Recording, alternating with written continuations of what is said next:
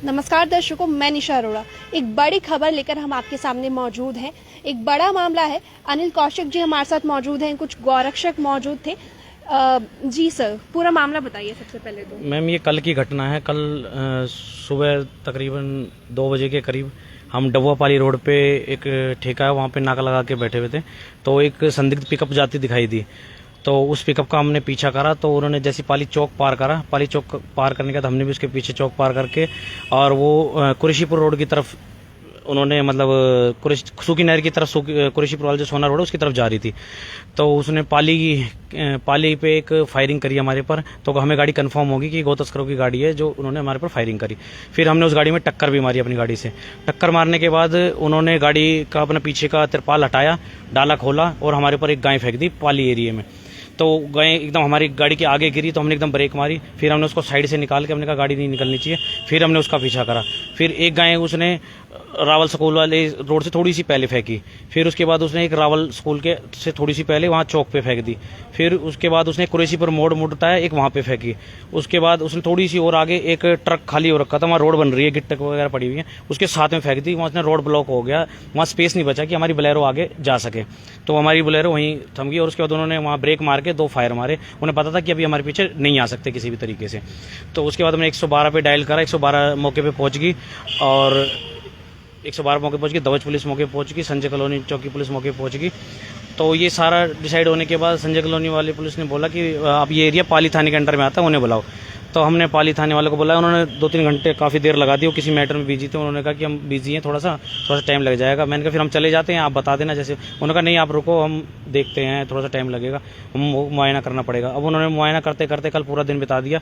हम मौके पे खड़े रहे वहाँ पे और फिर उसके बाद कल शाम तक उन्होंने बोला कि आप कल सुबह आ जाना। आज सुबह गया तो उन्होंने कहा कि अभी कोई ऐसी कोई सबूत नहीं है, कोई प्रूफ नहीं है, FIR तो हम लिख नहीं सकते, हमारा एरिया भी नहीं आता, ये दूसरे एरिया में जहाँ मौके पे गाय मिली है उस एरिया में डिसाइड करो। अब कोई कहता है स्टार्टिंग जहाँ से हुई है वो उस एरिया में आता है, कोई कहता है जहाँ मौके पे लास्ट में पुलिस पहुंची है उस एरिया में आता है। अभी तक ये डिसाइड नहीं हो पाया और इसलिए हम CP साहब के पास पहुंचे हैं, क्योंकि हम स्पेशल काउ टास्क फोर्स है। अगर हमारे साथ ऐसा हो रहा है तो एक नॉर्मल आदमी है जिसके साथ और उसके साथ क्या होगा। हमारे साथ, हम सरकार के बंदे हैं, हमारे साथ इस तरीके की घटना हो रही है और पुलिस हमारे साथ कोऑपरेट नहीं कर रही, तो उस चक्कर में हमें थोड़ी परेशानियां हो रही हैं।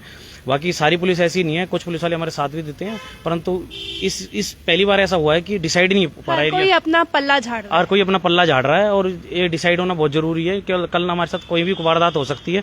और तो इसमें कौन जिम्मेवार होगा अगर पुलिस साथ नहीं देगी। तो हम पुलिस की सपोर्ट से तो चलते हैं, अगर पुलिस सपोर्ट नहीं करेगी तो कैसे कार्रवाई होगी। अब CP साहब को हम लिखित में रिटर्न में कंप्लेंट दे रहे हैं कि किस एरिया में क्या आता है और तस्करों के खिलाफ जल्दी से जल्दी कार्रवाई हो मौके पे। कि फरीदाबाद में उन्होंने कहाँ से गायें उठाई और 5 गायें तो हमने बचा ली है, वो कितनी गायें कट चुकी होंगी अभी तक पता भी नहीं है। अंदाजतन उसमें और कितनी गायें बची थी? 5 गायें पकड़ ली थी, एक या तकरीबन पिकअप में 8 गायें आ जाती हैं जो अभी तक हमने पकड़ी हैं। लास्ट हमने 8 गायें पकड़ी हुई हैं एक पिकअप में, तो उसमें 5 तो उन्होंने फेंकी थी, 1-2 गायें वो ले भी गए होंगे। 1-2 गायें ले गए होंगे? हाँ जी। जो 5 गायें उन्होंने फेंकी थी, किसी की जान तो नहीं गई? नहीं, किसी गौशाला में उन्हें दे दिया? हाँ, सारी खेड़ी गुजरान गौशाला गोशेवा धाम आश्रम में हमने उन्हें सकुशल दे दिया। उनका इलाज चल रहा है। सुधीर भाई हमारा उसका इलाज कर रहे हैं। उनकी कई जगह से खरोचे वरोचे ज्यादा आई हुई है, तो उनका इलाज चल रहा है। एक के पीछे बैक में ज्यादा पेन है और ब्लडिंग ज्यादा हो रही है, वो उसका भी इलाज चल रहा है।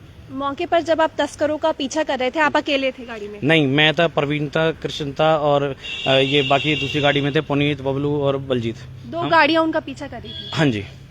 फिर भी उन्हें कोई डर नहीं था? फायरिंग की उन्होंने आप लोगों के ऊपर।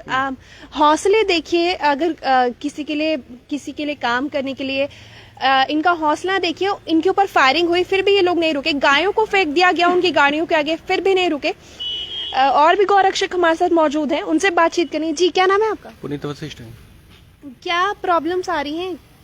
प्रॉब्लम ये आ रही है कि जी हम लोग अपने बच्चों को छोड़ के और अपने घर परिवार को छोड़ के पूरे दिल सेवा से सरकार के साथ कदम से कदम मिला के गौ सेवा कर रहे हैं रात को। ये भी सरकार का काम है जिसमें हम भागीदारी देते हैं, और उसके बावजूद अगर सरकार कोई एक्शन ना ले तो दुख की बात है हमारे लिए, क्योंकि हम सरकार की सहायता से ही चल सकते हैं।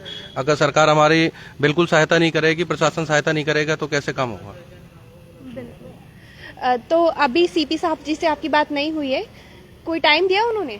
भाई अनिल कौशिक जी ने अभी लिखित में कंप्लेंट दे रहे हैं, हम इनके साथ में हैं, और उसके बाद CP साहब बताएंगे कि इस पे क्या एक्शन होगा।